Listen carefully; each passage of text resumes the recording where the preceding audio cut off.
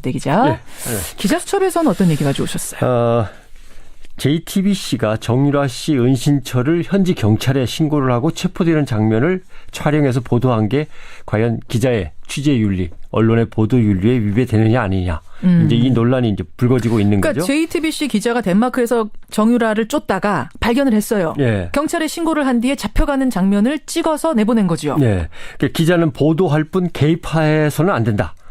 이런 명제가 있는데 이 명제를 어긴 거 아니냐 이런 건데 여기를 조금 살펴보겠습니다. 변상욱 기자 생각은 어떠세요? 저는 이 정도면 상식적인 판단이었다고 생각하는 쪽입니다만은 한번 제가 예를 들어보겠습니다. 예. 만약 그 집에 숨어있던 사람이 죄송합니다. 유괴범이나 납치범이나 테러 용의자라면 어떻게 할 뻔했느냐. 끝까지 신고를 안 하고 경찰이 알아서 체포할 때까지 기다려 보는 것이냐. 기자는 가만히 있는 것이냐. 이런 경우도 있죠. 그건 아닌 것 같은데. 또 일본에서의 예입니다만 조직폭력배가 예. 경쟁 조직의 두목을 내일 아침 몇 시에 어느 은행 쪽에서 잠깐 암살해버릴 테니까 텔레비전 미리 와서 찍으셔. 라고 연락을 줬어요. 제보를 받았어요. 예. 그러면 살인 행위를 막기 위해서 그것도 폭력적인 살인 행위인데 예. 경찰에 신고를 미리 해야 되는 것이냐.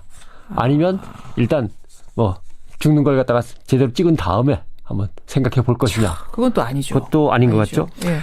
실제로 한국 기자들이 토론이 제일 심각했던 건 이거였습니다. 뭡니까? 문익환 목사께서 북한에 일단 통일을 위해서 방북한 다음에 이제 나중에 구속되고 이제 옥생활을 하셨습니다마는 예.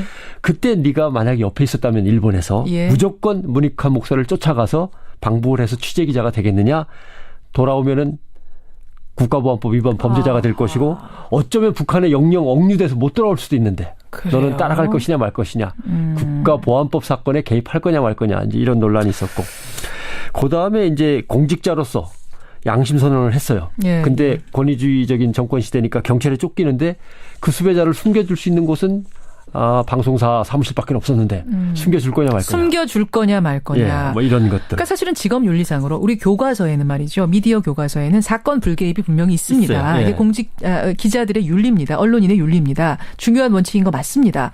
하지만 직업 윤리와 양심 또는 직업 윤리와 사회적 책무가 부딪힐 땐 어떤 선택을 해야 될 것인가? 그럴 때는 일단 이것은 그 조직과 그 취재 기자가 함께 논의를 빨리 거쳐서 이제 결정해야 될 사항이 되는 건데 예. 누구를 위해서 무엇을 위해서 나는 이 원칙을 지켜야 하는가를 물어볼 필요가 있어요. 누구를 위해서? 네, 내가 이게 지금 나를 위해서냐? 우리 방송국을 그렇죠. 위해서냐? 국가를 위해서냐? 사건에 개입 안 하는 건 좋은데 그럼 누구를 위해서 나는 절대 사건에 개입하지 않고 버텨야 되는가라고 하는 거죠. 첫째.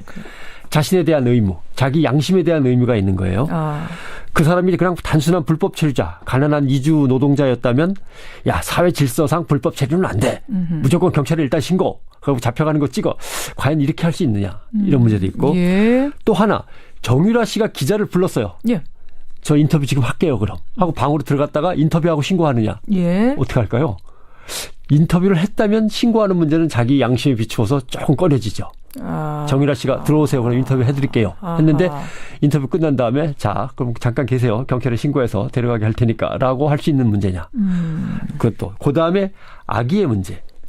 아기가 낯선 곳에서 돌봐주는 사람 없이 고립될 수 있는 상황인데 예. 정유라 씨를 갖다가 경찰에 신고해갖고 잡혀가게 할 거냐 말 거냐 이 문제인데 여기 때는 이제 마침 보모가 또 있었던 거죠. 그래요. 이건 아마 덴마크 경찰도 고민을 했을 문제고 예. 고객에 대한 의무, 시청자, 독자에 대한 의무, 그다음에 조직에 대한 의무, 소속 언론사는 이렇게 결정을 했는데 그 결정을 따르냐의 문제.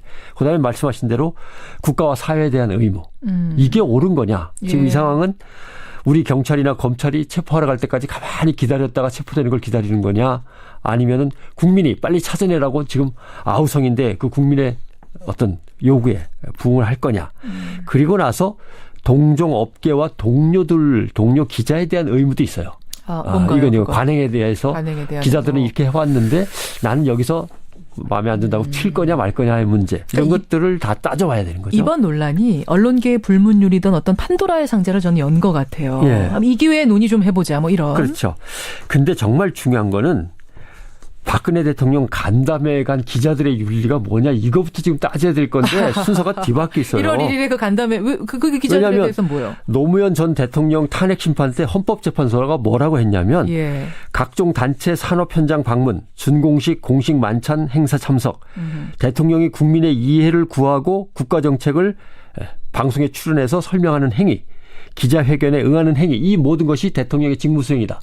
이거 안 된다라고 한 거거든요. 그거 하지 말아라라고 했는데. 근데 우리 기자들은 간담회를 대통령이 소집한다니까 우르르 갔는데 그것도 노트북 갖고 오지 마, 녹음기 안 돼, 맞아요. 촬영하지 마라고 하는 조건부까지도 지켜가면서 우르르 가서 대통령이 설명한 걸 그대로 옮겨 적었단 말이죠. 아하. 그러니까 이게 국가가 수배한 범죄자를 추적하고 경찰 당국에 신고한 것이 시급하지는 않고 지금 문제는 박근혜 대통령의 간담회 개최가 또 다른 탄핵 사유가 된다면 여기 참석했던 기자단은 불법 행위에 가담한 게 돼버려요. 그러네요. 네. 이것부터가 사실은 더 심각한 토론 문제죠. 여러분은 어떻게 생각하십니까? 변상욱 대기자 수고하셨습니다. 고맙습니다.